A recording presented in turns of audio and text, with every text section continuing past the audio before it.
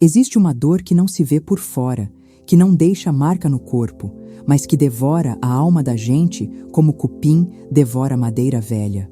É a dor de descobrir que o homem que você jurou amar até que a morte o separe é o mesmo que destroçou a infância da sua própria filha. Meu nome é Maria das Dores Silva, tenho 82 anos de idade e carrego há mais de 4 décadas um segredo que me corrói as entranhas como câncer maligno. Um segredo que hoje, pela primeira vez, vou dividir com vocês, porque sei que do outro lado dessa tela tem mãe sofrendo calada, tem mulher apanhando em silêncio, tem criança sendo violentada por quem deveria proteger.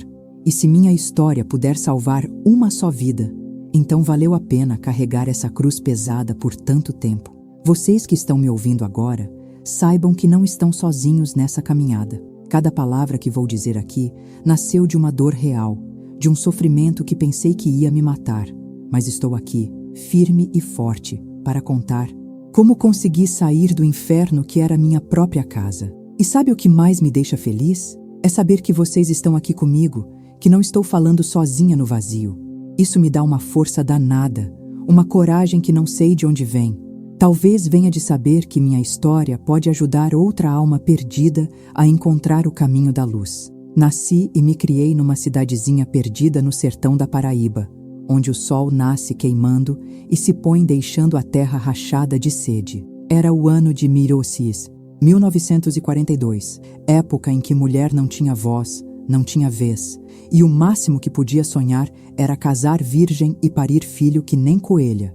Meu pai, seu Damião, era vaqueiro das fazendas grandes da região, homem trabalhador que acordava quando o galo ainda estava dormindo e só voltava quando as estrelas já estavam acesas no céu. Minha mãe, Dona Conceição, cuidava de mim e dos meus 4 irmãos, todos mais novos que eu, numa casa de taipa que mais parecia um forno de fazer farinha nos dias de verão escaldante. A vida era dura, mas era honesta. Não tínhamos muito, mas nunca faltou feijão com farinha na mesa, nem o respeito que um devia ao outro dentro de casa. Meu pai, por mais cansado que chegasse da lida, nunca levantou a mão para minha mãe, coisa rara naqueles tempos em que marido era quase dono da mulher como se fosse gado marcado. Menina, estude para não depender de homem nenhum nessa vida. Minha mãe sempre repetia enquanto me ensinava os pontos do crochê nas tardes quentes de domingo. Palavras proféticas que só vim entender anos depois, quando já era tarde demais para muita coisa. Consegui terminar o primário na escolinha da comunidade, coisa que nem todos os meninos conseguiam, que dirá uma menina. A professora, Dona Raimunda, viu algo em mim que nem eu mesma sabia que tinha. Essa menina tem fogo nos olhos, seu Damião. Ela disse para meu pai num dia de entrega de boletim. Seria pecado mortal desperdiçar uma inteligência dessa. Conta. Muito sacrifício da família toda. Consegui fazer o curso normal na cidade vizinha e me tornei professora aos 21 anos de idade. Era 1963. E para uma moça do interior, filha de vaqueiro, ser professora era quase um milagre de Nossa Senhora. Durante 4 anos dei aulas para as crianças do povoado, ganhando um salário que ajudava em casa e me dava uma independência que poucas mulheres da minha idade tinham. As moças conhecidas já estavam todas casadas, muitas com 2 ou 3, filhos pendurados na barra da saia, enquanto eu seguia solteira, dedicada aos meus alunos e aos meus livros. As línguas venenosas da cidade não perdoavam. Vai ficar pra tia, muito estudo espanta marido, sussurravam as comadres nas portas das casas quando eu passava. Eu fingia que não escutava, mas no fundo, confesso que às vezes sentia um aperto no peito, uma solidão que doía como espinho enterrado na carne. Foi numa festa de São Pedro de 1967 que conheci Antônio. Ele tinha chegado da capital para trabalhar como despachante no cartório da cidade. Era um homem instruído, de fala mansa e jeito educado, que chamava a atenção de longe. Alto, moreno, com os olhos verdes que pareciam água de rio limpo e um sorriso que fazia as moças suspirarem quando ele passava na rua. Quando me tirou para dançar forró naquela noite quente de junho, senti o coração disparar como cavalo assombrado. "A senhorita me permite esta dança?" Ele perguntou com uma elegância que nenhum homem dali tinha. Aceitei, sentindo o rosto queimar de vergonha e excitação ao mesmo tempo. Dançamos a noite toda, paramos só para tomar um refresco de tamarindo na barraquinha da praça. Nunca vi mulher tão bonita e inteligente em toda a minha vida, ele disse olhando nos meus olhos de um jeito que me deixou sem fôlego. O senhor está tentando me conquistar com conversa fiada, seu Antônio? Respondi, baixando os olhos para o copo como minha mãe tinha me ensinado que moça direita fazia. Aquela noite foi o começo de um namoro que virou a cidadezinha de cabeça para baixo. Um homem estudado da capital, interessado na filha do seu Damião, o vaqueiro. As mesmas comadres que diziam que eu ficaria pra tia, agora cochichavam que eu tinha dado sorte grande, que tinha pescado um peixe bom nas águas turvas da solteirice. O namoro durou 8 meses, sempre com meu irmão mais velho nos vigiando de perto nas caminhadas pela praça ou nas idas ao cinema que tinha, aberto na cidade vizinha. Antônio era respeitador. Nunca tentou ultrapassar os limites do que era decente, trazia presentinhos simples, uma fita para o cabelo, um doce de leite, uma vez até um livrinho de cordel que lemos juntos no alpendre de casa. Quero me casar com a senhorita Dona Maria, ele disse numa noite de fevereiro, embaixo do pé de cajá do quintal de casa, com meu pai escutando tudo da janela da sala. Se seu pai permitir, quero fazer da senhorita minha esposa. Yumal Pakiti. Coração quase saiu pela boca. Aos 25 anos, eu já começava a me conformar com a ideia de que o casamento não era para mim. E ali estava recebendo pedido de um homem trabalhador, educado e ainda por cima bonito de fazer inveja. Preciso pensar, seu Antônio, respondi. Mas a verdade é que não havia o que pensar. Era tudo que uma mulher podia sonhar naqueles tempos. Na semana seguinte, ele veio falar com meu pai, trazendo uma garrafa de cachaça boa e um charuto. Conversaram até tarde na sala, enquanto eu, minha mãe e meus irmãos esperávamos ansiosos na cozinha, tentando escutar alguma coisa através da porta fechada. Olha, eu estou aqui contando essa história para vocês porque sei que tem gente sofrendo calada, achando que não tem saída, que não tem para onde correr. E se você é uma dessas pessoas, quero que saiba que existe esperança, que existe um amanhã melhor esperando por você. Por isso, se essa história está tocando seu coração, se está reconhecendo alguma coisa da sua própria vida no que estou contando, deixa um coração nos comentários para eu saber que você está aqui comigo. Não precisa escrever nada, só um coração. Assim eu sei que não estou falando sozinha, que minhas palavras estão chegando em quem precisa ouvir. E se quiser fazer parte dessa família que está se formando aqui, aperta esse botão vermelho aí embaixo para se inscrever no canal. Juntos a gente é mais forte. Juntos a gente consegue vencer qualquer tempestade. Quando a porta da sala se abriu e meu pai apareceu com um sorriso no rosto, soube que minha vida ia mudar para sempre. Venha cá, minha filha, ele disse, me chamando com um gesto da mão. Seu Antônio me parece homem de palavra e de respeito. Se você quiser, tem minha bênção. Naquele momento, achei que estava vivendo um conto de fadas, dessas histórias bonitas que a gente escuta na Rádio Tupi nas tardes de domingo. Como eu estava enganada, como eu estava cega para o que estava por vir. O casamento aconteceu em maio de 1968, na igrejinha de Santo Antônio, padroeiro dos namorados. Não foi nada grandioso, porque não tínhamos posses para isso, mas foi bonito do jeito simples que a gente sabia fazer. Meu vestido foi costurado por minha mãe e minhas tias, usando renda que elas mesmas tinham feito nos serões da quaresma. Antônio estava elegante num terno cinza que tinha mandado fazer especialmente para o dia, com uma gravata vermelha que combinava com as flores do meu buquê. A festa foi no quintal de casa, com comida feita pelas mulheres da família e música tocada pelos sanfoneiros da região. Nossa casa era pequena, mas era nossa, um lugarzinho que Antônio tinha alugado perto do cartório, com 2 quartos, sala, cozinha e um banheiro dentro de casa, luxo que eu nunca tinha tido na vida. Os primeiros meses foram de pura felicidade, daquelas que a gente guarda no coração como retrato emoldurado. Antônio era carinhoso, me trazia flores silvestres que colhia no caminho de volta do trabalho, elogiava minha comida mesmo quando eu queimava o arroz ou deixava o feijão duro. Nas noites de sábado, sentávamos no alpendre para conversar sobre o futuro, sobre os filhos que queríamos ter, sobre os sonhos que íamos realizar juntos. Continuei dando aulas mesmo depois de casada, coisa que muitos maridos não permitiam, mas Antônio parecia orgulhoso de ter uma esposa professora.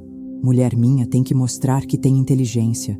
Na cabeça, ele dizia quando alguém questionava. Eu me sentia a mulher mais sortuda do mundo. Quando descobri que estava esperando o bebê, 6 meses depois do casamento, a felicidade pareceu completa. Antônio chorou quando contei, as mãos tremendo ao tocar minha barriga ainda lisa. Vai ser uma menina linda como você, Maria. Ele disse com uma certeza que parecia profecia. E estava certo. Ana Luísa nasceu numa madrugada fria de março de 1969, depois de um parto que durou quase um dia inteiro e me deixou mais morta que viva. Quando a parteira a colocou nos meus braços, toda vermelha e gritando com força, senti que nunca tinha amado tanto alguém em toda a minha existência. Ao olhar para Antônio, vi no rosto dele o mesmo amor transbordando pelos olhos. Durante o primeiro ano de Ana Luísa, vivi o que pensei ser a felicidade perfeita. Antônio se mostrava um pai dedicado, chegava mais cedo do cartório para me ajudar com a menina, trocava fraldas sem fazer cara feia e cantava para nossa filha dormir com uma voz que nem eu sabia que ele tinha. Nossas noites, antes preenchidas com conversas sobre o futuro, agora eram dedicadas àquela pessoinita que tinha chegado para completar nossa família. Ela tem seus olhos, Maria. Ele dizia orgulhoso, debruçado sobre o berço que meu irmão carpinteiro tinha feito para a neta. E eu ali, achando que tinha construído o paraíso na terra. Quando Ana Luísa completou 1 ano e meio, voltei a lecionar. Foi difícil deixá-la, mesmo sabendo que estaria aos cuidados de minha cunhada, que morava 3 ruas abaixo da nossa. Mas sentir o giz entre os dedos novamente, ver os rostinhos curiosos das crianças, isso também fazia parte de quem eu era. Antônio apoiou minha decisão, embora de vez em quando deixasse escapar que quando tivéssemos mais filhos, talvez fosse melhor ficar em casa, cuidando da família. Eu concordava sem pensar muito. Naquela época, uma mulher que trabalhava fora já era quase uma revolução. Foi por volta do 2º aniversário de Ana Luísa que comecei a notar as primeiras mudanças em Antônio. Pequenas, quase imperceptíveis para quem olhasse de fora, mas que me deixavam com um aperto estranho no peito. Já não chegava tão animado do trabalho. Reclamava mais da comida, dos gastos da casa, do barulho que Ana Luísa fazia enquanto brincava. Homem trabalha o dia todo, precisa de sossego quando chega em casa. Ele dizia com uma irritação na voz que eu nunca tinha escutado antes. Pensei que fosse apenas cansaço. O trabalho no cartório estava ficando mais puxado com a chegada de mais gente na cidade. Tentei ser compreensiva, preparar os pratos que ele mais gostava, manter Ana Luísa mais quieta quando ele chegava. Fazia de tudo para agradá-lo, para recuperar aquele sorriso que tinha me conquistado na festa de São Pedro anos atrás, mas parecia que nada que eu fizesse estava bom o suficiente. Uma semana era porque eu tinha comprado um vestidinho novo para Ana Luísa sem consultar ele. Na outra, porque o jantar não estava pronto na hora que ele chegou. Depois, porque encontrou uns cadernos de prova que eu tinha trazido para corrigir em casa. Tá negligenciando sua filha por causa desses moleques que nem seus são, ele gritou, rasgando as folhas onde meus alunos tinham feito seus melhores esforços para resolver as continhas de matemática. Comecei a andar pisando em ovos dentro da minha própria casa, vigiando cada palavra, cada gesto, tentando adivinhar o que poderia desencadear a próxima tempestade. Ana Luísa, pequena mas sensível, também mudou. A menina alegre e falante agora ficava quietinha quando o pai estava em casa, como se tentasse se tornar invisível. As vizinhas começaram a perguntar: "Tá tudo bem, Dona Maria? A senhora anda meio abatida." Ou "Seu Antônio parece meio estressado ultimamente." Eu desconversava, guardava as aparências. Afinal, problema de família se resolve em família, era o que minha mãe sempre dizia. Em 1971, quando Ana Luísa tinha 3 anos, Antônio foi promovido no cartório, agora para chefe da repartição. Era um cargo importante para um homem tão jovem, e houve até uma pequena festa no trabalho com direito a discurso do prefeito. Antônio estava radiante naquela noite. Novamente o homem charmoso e confiante por quem me apaixonei. Me apresentou a todos como minha bela esposa, a professora Maria, com tanto orgulho na voz que me fez acreditar que tudo podia voltar a ser como antes. Por algumas semanas foi assim mesmo. Ele voltou a trazer pequenos presentes, a elogiar minha comida, a brincar com Ana Luísa quando chegava do trabalho. Foi nessa época que engravidei pela segunda vez. Quando contei a Antônio sobre o bebê, ele me abraçou forte, me rodou pela sala igual tinha feito quando soube de Ana Luísa. Vamos ter um menino dessa vez, Maria. Ele anunciou como se pudesse determinar isso. Um filho para seguir meus passos no cartório. Aqueles meses de gravidez foram tranquilos. Antônio parecia ter domado os demônios que o atormentavam. Na escola, reduzi minhas horas para cuidar melhor da saúde, com a bênção da diretora que era minha amiga. Ana Luísa estava animada com a ideia de ser irmã mais velha, já separando alguns de seus brinquedos para o bebê que chegaria. Nosso filho nasceu em agosto de 1972, um menino forte e saudável que chorava com vontade e mamava como um bezerrinho faminto. Antônio escolheu o nome, João Pedro, um nome de homem para um futuro chefe de família, ele disse. A princípio, tudo correu bem. Antônio se desdobrava entre o trabalho e a casa. Nos finais de semana levava Ana Luísa para passear enquanto eu cuidava do bebê. Mas quando João Pedro tinha cerca de 6 meses, começou a adoecer com frequência.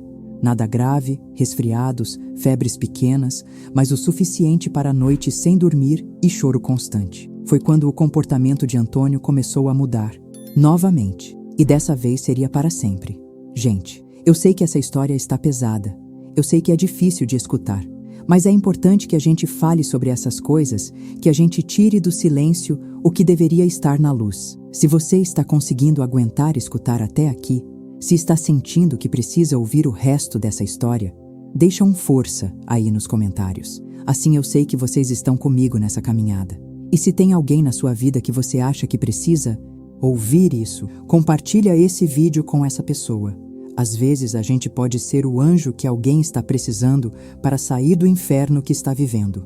Na presença do Pai, escondendo-se atrás das minhas saias, sempre que ouvia a voz dele se alterando. A menina que antes corria para abraçar o pai quando ele chegava do trabalho, agora tremia só de ouvir o barulho da chave na fechadura. Uma noite, depois de um dia particularmente difícil no cartório, Antônio chegou em casa e encontrou a bagunça que uma casa com 2 crianças pequenas sempre tem. João Pedro tinha estado doente o dia todo.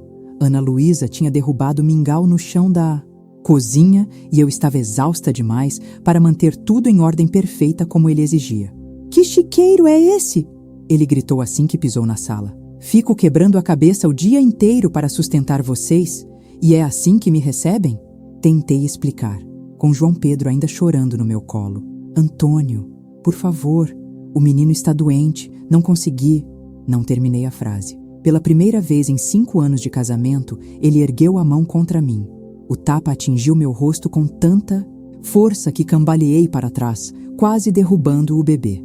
Ana Luísa, que assistia tudo da porta do quarto, soltou um grito que jamais vou esquecer. "Papai, não!" Antônio pareceu voltar a si ao ouvir a voz da filha. Olhou para a própria mão como se não a reconhecesse, depois para mim, com o rosto agora vermelho da pancada, e para João Pedro, que chorava ainda mais forte no meu colo. Sem dizer uma palavra, deu meia volta e saiu, deixando apenas o eco da porta batendo atrás de si. Aquela noite marcou o fim definitivo de qualquer ilusão que eu ainda pudesse ter sobre meu casamento. Enquanto colocava gelo no rosto e ninava João Pedro para dormir, Ana Luísa se aproximou e sentou ao meu lado na cama. "Mamãe, por que o papai ficou tão bravo?" Ela perguntou com uma voz tão pequena que mal conseguia ouvir. Como explicar para uma criança que às vezes as pessoas mudam, que algo se quebra dentro delas e deixa vazar uma escuridão que nem elas mesmas conheciam? "Papai está muito cansado, filha. Às vezes os adultos fazem coisas erradas quando estão muito cansados." Era a única explicação que consegui encontrar naquele momento, embora soubesse que era insuficiente. Ana Luísa assentiu com uma compreensão além de seus poucos anos e deitou a cabeça no meu colo. "Vai ficar tudo bem, mamãe. Eu vou cuidar de você e do João Pedro." Meu coração se partiu um pouco mais ao ouvir aquilo. Uma criança não deveria sentir que precisa proteger a mãe. Naquela noite, deitada com meus 2 filhos adormecidos ao meu lado, prometi a mim mesma que encontraria uma saída. Por eles, encontraria forças para fazer o que fosse necessário. O que eu não sabia é que aquela primeira pancada era apenas o começo. Antônio alternava entre arrependimentos dramáticos, trazendo flores e pedindo perdão com lágrimas nos olhos, jurando que nunca mais aconteceria, e novas explosões, cada vez mais frequentes e violentas. Um dia era porque eu tinha demorado demais no mercado, outro dia porque a comida estava sem sal, depois porque Ana Luísa tinha feito barulho demais brincando. Os motivos eram sempre bobos, mas a violência era real, deixando marcas no meu corpo e cicatrizes na minha alma que custaram décadas para sarar. Comecei a notar mudanças preocupantes no comportamento de Ana Luísa. A menina alegre que antes cantarolava pelas manhãs, agora andava cabisbaixa, falava pouco, acordava gritando no meio da noite com pesadelos que não conseguia explicar. Nos domingos, quando Antônio a levava para passear na praça, ela voltava quieta, com um olhar distante que não combinava com uma criança de sua idade. "Não quer mais passear com seu pai, filhinha?" Perguntei certa vez quando a vi se esconder embaixo da cama ao ouvir Antônio chamando. "Não, mamãe", ela respondeu, os olhos cheios de um medo que me alarmou. "Não quero ficar sozinha com ele." Algo na maneira como ela disse aquilo fez meu coração gelar. Quis perguntar mais, tentar entender o que estava por trás daquele medo, mas Antônio já estava na porta do quarto, impaciente. "O que é isso? Vai começar a mimar a menina desse jeito? Deixa de frescura e vamos logo", ele disse, puxando Ana Luísa pelo braço com força, arrastando-a para fora enquanto ela me olhava com olhos suplicantes. Fiquei em casa com João Pedro, inquieta, com uma sensação ruim que não conseguia nomear. Quando voltaram, horas depois, Ana Luísa correu direto para o quarto sem olhar nos meus olhos. Antônio parecia normal, até gentil, trazendo uma sacola de balas para as 2 crianças. Naquela noite, sentei ao lado da cama de Ana Luísa para contar a história que sempre pedia antes de dormir. Ela estava enrolada nas cobertas como um casulo, apesar do calor que fazia. "O que aconteceu no passeio hoje, meu bem?" perguntei, passando a mão pelos seus cabelos. Ela ficou em silêncio por tanto tempo que achei que tinha pegado no sono. Então, com uma voz tão baixa que mal pude ouvir, disse: "Papai me levou num lugar." "Que lugar, filha?" Meu sangue começou a gelar nas veias, pressentindo algo terrível. "Uma casa no fim da rua da igreja. Tem um homem lá que tira fotos." Senti o mundo desabar ao meu redor. "Fotos? Que tipo de fotos, Ana Luísa?" Ela se encolheu ainda mais nas cobertas. "Não sei direito, mamãe. Papai disse que eu tinha que tirar a roupa, que era um trabalho especial. Ele ficou muito bravo quando eu chorei." As palavras dela foram como facadas no meu peito. Minha filha, minha menina inocente, estava sendo... Não conseguia nem pensar a palavra. Não consegui dormir naquela noite. A cabeça fervilhava com 1000 pensamentos horríveis, com a suspeita terrível do que poderia estar acontecendo. Queria confrontar Antônio imediatamente, mas algo me dizia para ter cuidado. Se minhas suspeitas estivessem certas, confrontá-lo diretamente poderia ser perigoso para mim e para as crianças. No dia seguinte, com a desculpa de comprar remédio para João Pedro, passei pela tal rua da igreja procurando pela casa que Ana Luísa tinha mencionado. Encontrei um lugar discreto com uma placa pequena: fotografias artísticas. Sem coragem de entrar, fiquei observando de longe. Meu coração quase parou quando vi Antônio chegando, cumprimentando o homem na porta como velho conhecido e entrando como se fosse dono do lugar. Voltei para casa tremendo, com uma certeza amarga se formando no meu peito. Não sabia exatamente o que estava acontecendo, mas sabia que era algo errado, algo que estava machucando minha filha de uma forma que eu nem queria imaginar. Nos dias que se seguiram, fiquei mais atenta, observando cada interação entre Antônio e Ana Luísa. Comecei a notar coisas que tinha ignorado antes. A maneira como ele insistia em dar banho nela, mesmo ela já tendo idade para se banhar sozinha. Como a chamava para seu colo com frequência, mesmo quando ela claramente não queria ir. O jeito como a olhava, quando achava que ninguém estava vendo, um olhar que me dava arrepios na espinha. Uma noite, entrei silenciosamente no quarto de Ana Luísa e a encontrei chorando baixinho no travesseiro. O que foi, meu anjo? Perguntei, sentando ao seu lado. Mamãe, ela soluçou. Eu não quero mais que o papai entre no meu quarto de noite. Ele faz coisas que me machucam. Aquelas palavras foram como um punhal atravessando meu coração. Por um momento fiquei sem ar, sem conseguir processar o que acabara de ouvir. Então, a realidade me atingiu com força total. Meu marido, o pai da minha filha, estava abusando dela. Que coisas, Ana Luísa? Perguntei com um nó na garganta, precisando ouvir para ter certeza absoluta, mesmo que cada palavra fosse uma tortura para minha alma de mãe. Entre soluços que partiam meu coração em pedaços, ela me contou detalhes que nenhuma criança deveria conhecer, coisas que nenhuma criança deveria experimentar. Contou sobre as noites em que ele entrava em seu quarto quando pensava que eu estava dormindo profundamente, sobre as ameaças sussurradas para que ela não contasse a ninguém, sobre a dor e a confusão que sentia, sobre como ele dizia que aquilo era normal, que todos os pais faziam isso com as filhas que amavam. Abracei minha filha com força, deixando minhas próprias lágrimas caírem livremente pela primeira vez em meses. Como pude ser tão cega? Como não percebi o que estava acontecendo debaixo do meu próprio teto? A culpa me consumia, misturada a uma raiva que nunca tinha sentido antes, uma fúria que nascia das entranhas e subia pela garganta como bile amarga. Nunca mais, minha filha, prometi, segurando seu rostinho entre minhas mãos trêmulas. Ele nunca mais vai tocar em você.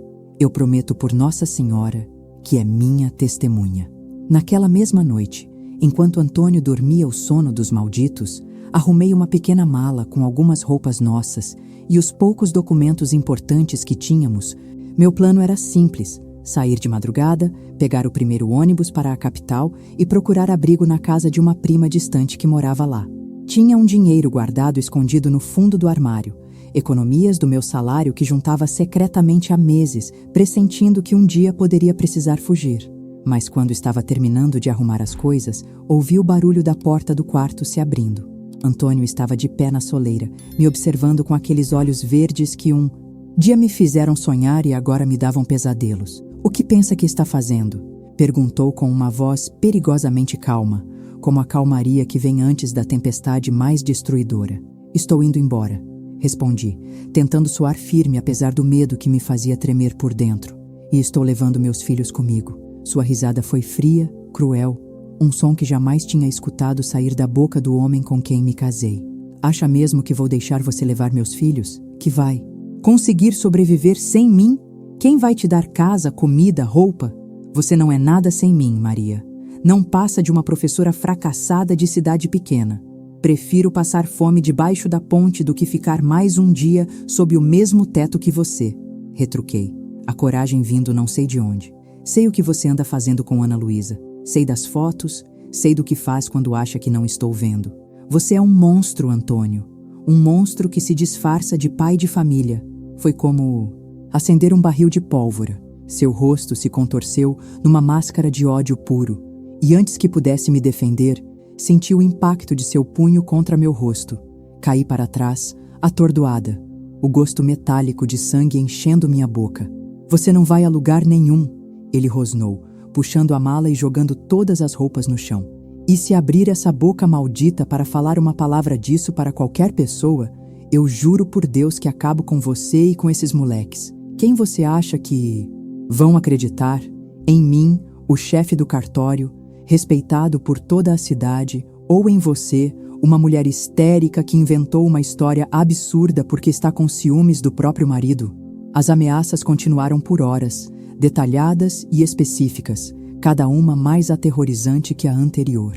Fiquei caída no chão, fingindo submissão enquanto ele continuava com suas ameaças. Por dentro, porém, algo tinha se quebrado de vez.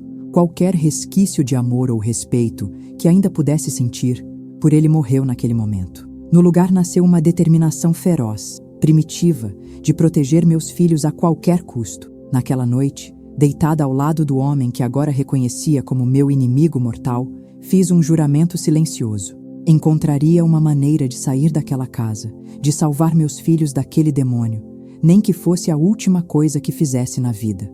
A oportunidade veio mais cedo do que eu imaginava. 2 semanas depois daquela noite terrível, Numa quinta-feira, que jamais esquecerei, cheguei em casa mais cedo da escola porque Ana Luísa tinha ficado doente e eu precisava buscá-la. A casa estava estranhamente silenciosa. Antônio deveria estar no cartório e João Pedro dormindo em seu berço. Mas quando me aproximei do quarto de Ana Luísa, ouvi sons que gelaram meu sangue. Um choro abafado, desesperado, e a voz dele baixa e ameaçadora. Para de chorar, menina. Se sua mãe descobrir, ela não vai acreditar em você. E se acreditar, vai te culpar por ter seduzido o papai. Empurrei a porta num impulso cego de raiva. A cena que encontrei era pior que qualquer pesadelo. Ana Luísa, encolhida contra a parede, o rostinho molhado de lágrimas, os olhos arregalados de pavor. E Antônio, meu Deus, como posso dizer isso? O homem que eu havia escolhido para ser pai dos meus filhos estava sobre ela, com as calças abertas, fazendo coisas que nem nos meus piores pesadelos eu imaginava que ele fosse capaz. Algo primitivo tomou conta de mim naquele momento. Uma força que não sabia que tinha explodiu de dentro do meu peito. Corri até ele e o puxei pelos cabelos com uma violência que não reconhecia em mim. Ele cambaleou para trás, surpreso com minha reação.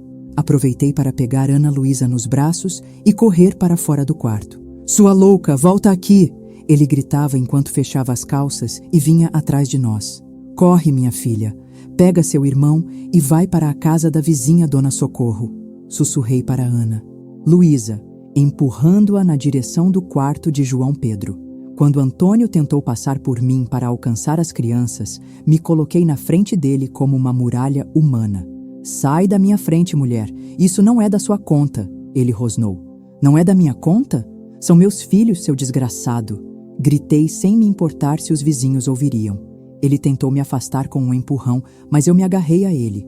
Nas semanas anteriores, tinha escondido uma faca de cozinha embaixo do colchão, pressentindo que um dia poderia precisar me defender. Nunca pensei que chegaria a esse ponto, mas naquele momento, enquanto lutávamos no corredor estreito da nossa casa, lembrei dela. Consegui escapar dele por um instante e corri para o quarto. Ele veio atrás, rindo daquele jeito cruel que tinha desenvolvido. O que você pensa que vai fazer, Maria? Acha que pode comigo? Peguei a faca de debaixo do colchão e me virei, segurando-a com as duas mãos. Fica longe de mim e dos meus filhos, eu disse. E algo na minha voz deve ter comunicado que eu falava sério, porque ele parou na porta. No mesmo instante, ouvi a porta da frente se abrir e vozes. Ana Luísa tinha conseguido chamar ajuda. Era seu Benedito, o vizinho da casa ao lado, e mais 2 homens que reconheci como o sargento da polícia e o padre Joaquim. Olha, eu sei que vocês que estão me acompanhando até aqui são pessoas corajosas, pessoas que não fogem da verdade por mais dura que ela seja. Se você chegou até esse ponto da história, é porque tem um coração forte e uma alma que não se entrega fácil. Deixe eu saber nos comentários. Qual foi o momento que mais te marcou até agora? O que você faria no meu lugar?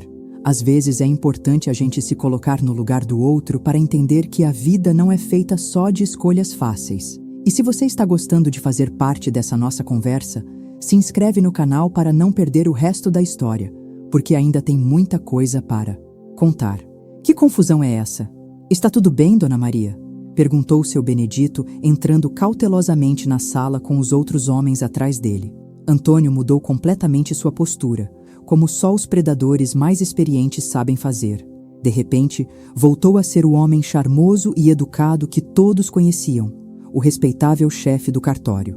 Não é nada, seu Benedito, só uma discussão de casal.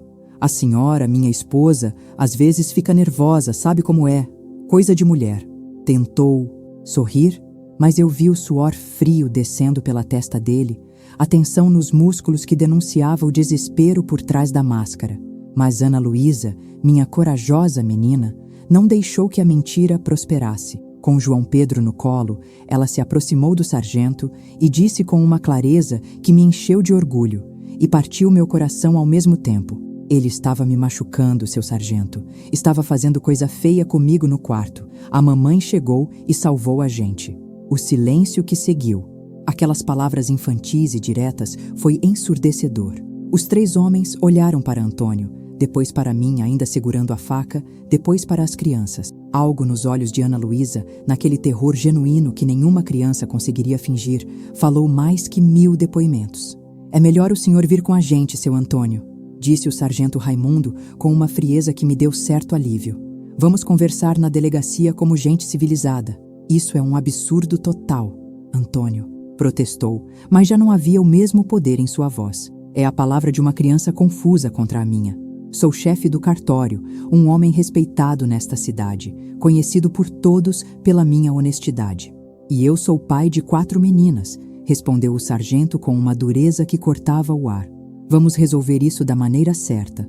Enquanto levavam Antônio, Dona Socorro, a vizinha para quem Ana Luísa tinha corrido, me abraçou forte. Acabou, Maria. O pior já passou, mas eu sabia que não tinha acabado. Era apenas o começo de outra provação. Numa cidadezinha do interior, nos anos 70, uma acusação daquelas contra um homem de posição como Antônio não seria fácil de sustentar. Todos conheciam o poder que homens como ele tinham, as conexões, o respeito que impunham apenas por serem homens em posição de autoridade. E eu era apenas uma professora, uma mulher que muitos já viam como problemática por trabalhar fora de casa. Na delegacia, fui tratada como se eu fosse a criminosa. A senhora tem certeza absoluta do que está falando? Não pode ter interpretado mal a situação? Seu marido é um homem tão benquisto na comunidade, tão respeitado. Será que a senhora não está exagerando por ciúmes ou algum problema pessoal? As perguntas vinham carregadas de dúvida, de julgamento velado, como se fosse impossível que um homem de bem pudesse fazer algo tão horrendo com a própria filha. Ana Luísa foi poupada de um interrogatório formal graças à intervenção firme do padre Joaquim, que chegou à delegacia assim que soube do ocorrido. Essa criança já passou por trauma suficiente. Se precisarem do testemunho dela, que seja feito com o devido cuidado e na presença de alguém qualificado. Antônio passou apenas 2 noites na cadeia. No 3º dia, foi solto após alguns homens bons da cidade pagarem uma fiança e darem palavra por ele.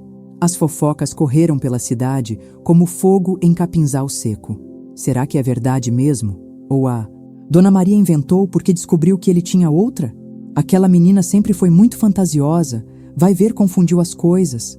Homem trabalhador como seu Antônio, respeitado como ele é, não pode ser verdade não. Deve ser coisa da cabeça dela. Mulher, quando fica mais velha, às vezes piora das ideias. Foi Dona Socorro quem nos acolheu em sua casa nos dias seguintes. Eu não tinha coragem de voltar para minha própria casa, temendo que Antônio aparecesse lá a qualquer momento. Minhas crianças estavam assustadas, especialmente Ana Luísa, que acordava gritando todas as noites, molhada de suor frio, chamando por mim em desespero. Está tudo bem, meu amor, eu dizia, abraçando-a forte contra meu peito. Mamãe não vai deixar ninguém te machucar de novo, nunca mais. Mas como cumprir essa promessa?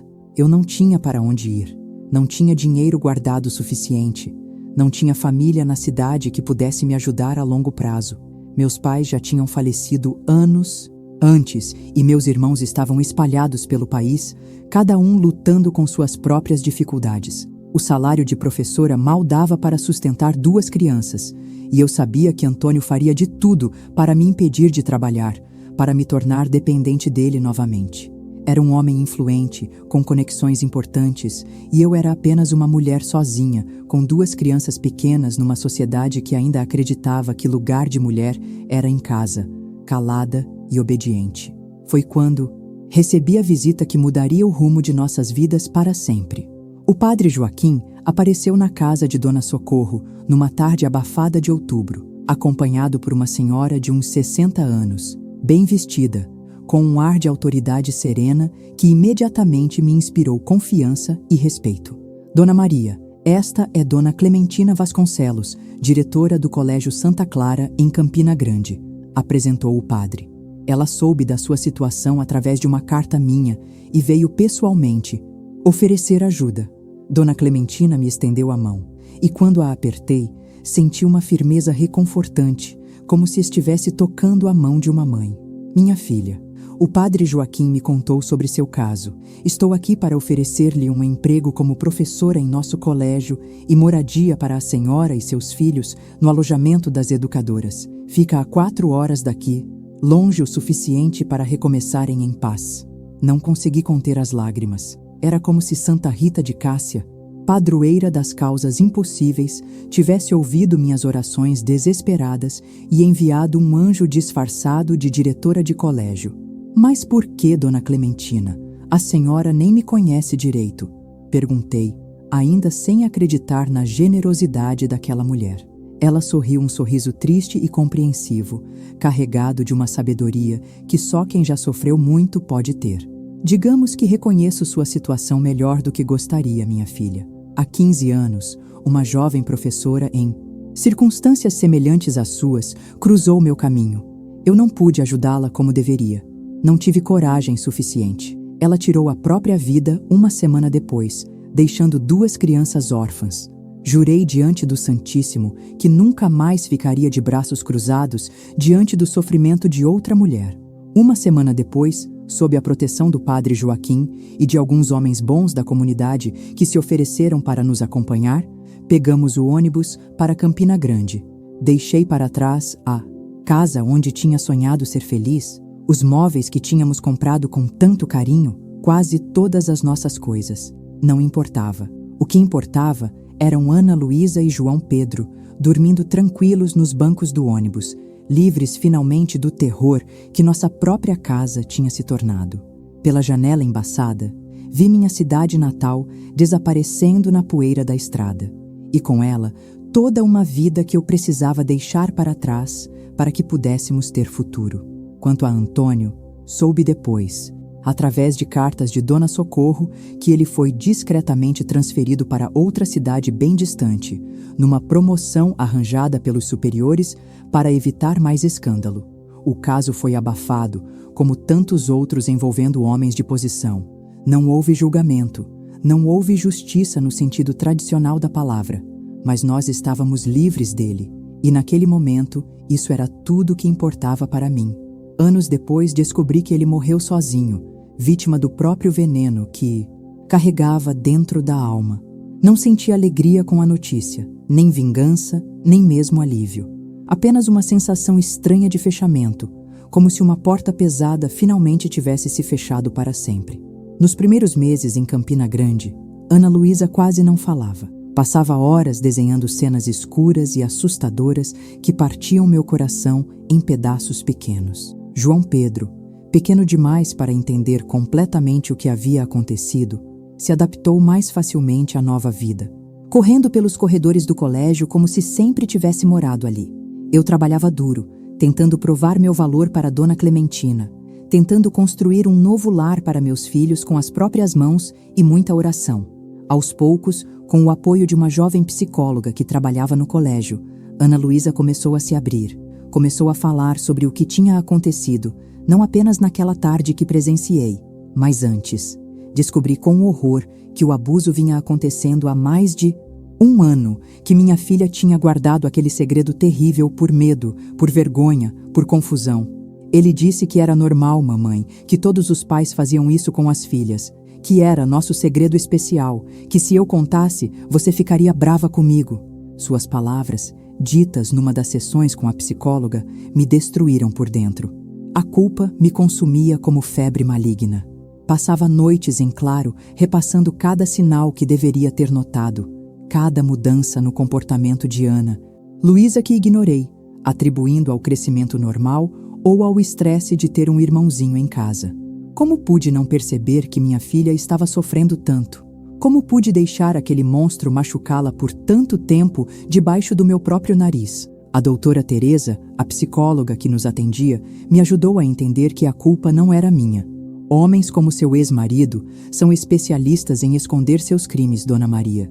Eles manipulam, ameaçam, criam um ambiente de medo onde o silêncio parece a única opção segura. A senhora fez o que pôde com o conhecimento que tinha e, o mais importante, quando descobriu, agiu imediatamente. Muitas mulheres, por medo ou dependência, escolhem não ver, não agir. A senhora salvou sua filha.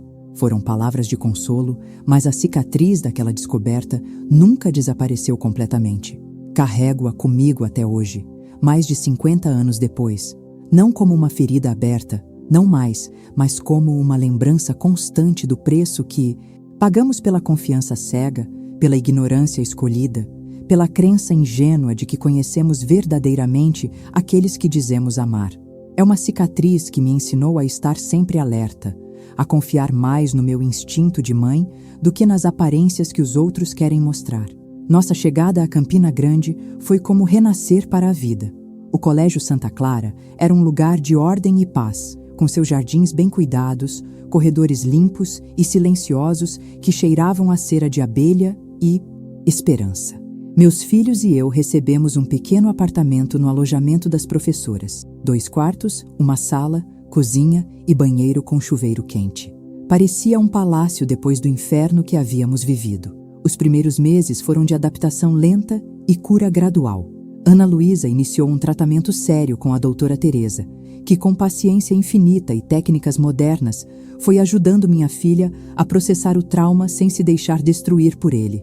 João Pedro, com seus 5 anos de energia pura, se adaptou rapidamente à nova vida, encantando a todos com seu sorriso fácil e sua curiosidade sem limites. Quanto a mim, mergulhei de cabeça no trabalho, ensinando português e literatura para as meninas do ginásio, encontrando na rotina da sala de aula um refúgio para minha mente ainda atormentada pelas lembranças. Dona Clementina se tornou mais que uma chefe. Foi a mãe que eu precisava ter naquele momento da vida, me guiando com sabedoria e firmeza, através dos primeiros passos da reconstrução.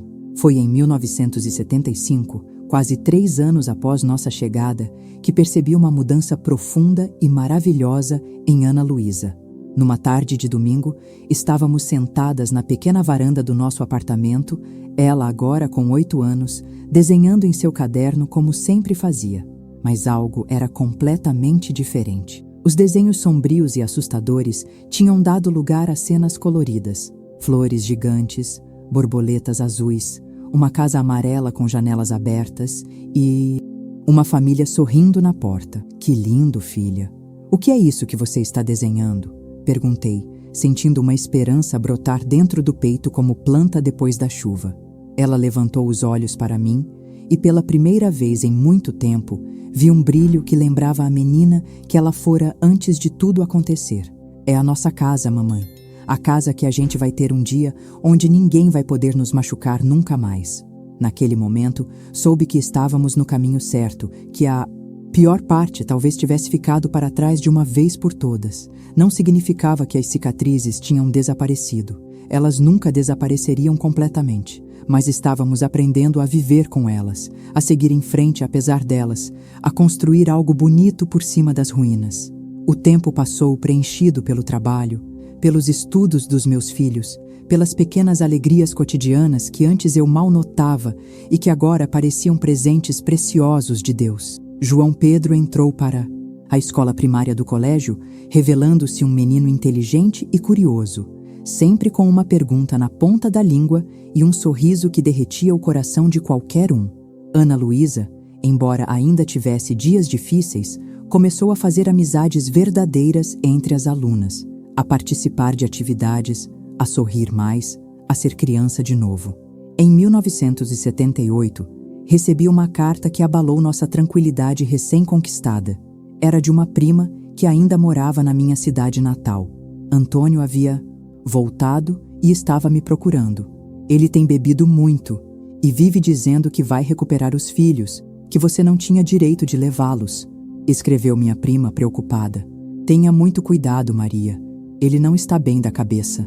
O medo voltou, gelado e familiar, se instalando no meu estômago como cobra venenosa.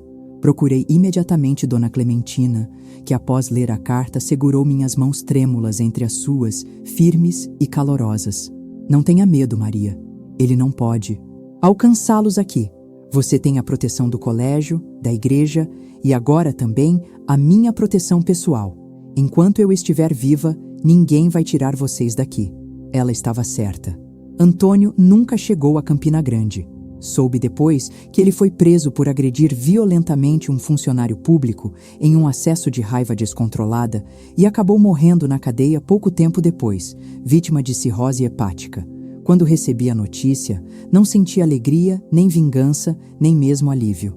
O que senti foi uma estranha sensação de fechamento definitivo, como se finalmente pudesse virar a página da minha história e começar um capítulo completamente novo. Em 1981, 10 anos após nossa fuga e já com uma reputação sólida como educadora, recebi uma proposta que mudaria novamente nossos rumos. O colégio estava se expandindo e Dona Clementina me convidou para assumir a coordenação pedagógica da nova ala.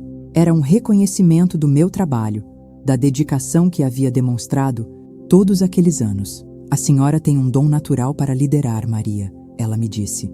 E mais importante, tem compaixão verdadeira. É exatamente o que precisamos para moldar essas meninas e prepará-las para um mundo que ainda não as respeita como deveria.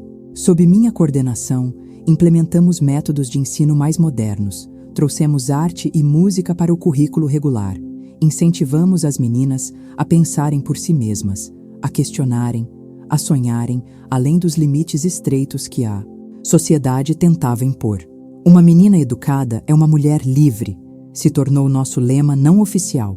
Era o que eu acreditava com toda a minha alma, o que eu desejava ter aprendido mais cedo na minha própria vida. Ana Luísa cresceu observando meu trabalho, absorvendo aquelas lições como esponja seca absorve água limpa. Aos 17 anos, ela me surpreendeu ao anunciar que queria estudar psicologia. Quero ajudar crianças como eu fui, mamãe, ela disse com uma determinação nos olhos que me encheu de orgulho e esperança. Quero que elas saibam que têm direitos, que têm voz, que não é culpa delas quando adultos fazem coisas erradas. João Pedro, agora com 15 anos, já falava em ser médico, para cuidar das pessoas como a doutora Teresa cuidou da gente. Ele dizia com aquele sorriso que nunca perdeu, nem nos momentos mais difíceis. Hoje, aos 82 anos, olho para trás e vejo uma vida marcada por extremos, uma dor tão profunda que quase me destruiu completamente, e uma alegria tão pura que redimiu até as lembranças mais sombrias. Vejo meus filhos agora adultos realizados. Ana Luísa é uma psicóloga respeitada, especializada em trauma infantil, casada com um homem bom que a ama e respeita como ela merece. João Pedro se tornou pediatra, com o mesmo sorriso gentil da infância, dedicando sua vida a cuidar de crianças. Vejo meus 4 netos crescendo em lares onde o amor é a regra, não a exceção, onde sabem que são amados incondicionalmente, que são seguros, que têm voz e vez. Esta talvez seja a minha maior vitória, ter quebrado o ciclo de violência, ter criado uma nova história para nossa família. Se há uma lição que aprendi nesses 82 anos de vida, é que o sofrimento não precisa ser o ponto final da nossa história, que mesmo das cinzas mais escuras pode nascer algo belo e forte, que nossa vida não é definida pelos outros, por mais poderosos que pareçam, mas pelas escolhas corajosas que fazemos diante da adversidade. Para você que chegou até aqui, que me acompanhou nessa jornada dolorosa, mas necessária, quero dizer que se está passando por alguma situação parecida, você não está sozinha. Existe saída. Existe um amanhã melhor esperando. A cura pode parecer impossível agora, quando a dor é tão presente. Mas acredite quando digo que é possível reconstruir, é possível curar, é possível encontrar a felicidade novamente. Se esta história tocou seu coração de alguma forma, se você aprendeu alguma coisa ou se reconheceu em algum pedaço da minha vida, eu quero muito saber. Conta aqui nos comentários. O que mais te marcou? O que você levou dessa nossa conversa? E se você conhece alguém que precisa ouvir essas palavras, compartilha este vídeo. Às vezes a gente pode ser o anjo que alguém está precisando para sair do inferno que está vivendo. Antes de você ir, quero te fazer um convite especial. Se inscreve aqui no canal, porque aqui é um lugar seguro, uma família que se forma ao redor da esperança e da força que encontramos uns nos outros. Não estamos sozinhos nas nossas lutas. Outros já caminharam por vales semelhantes e encontraram seu caminho de volta à luz. Que Deus abençoe você e sua família, hoje e sempre. Até nosso próximo encontro.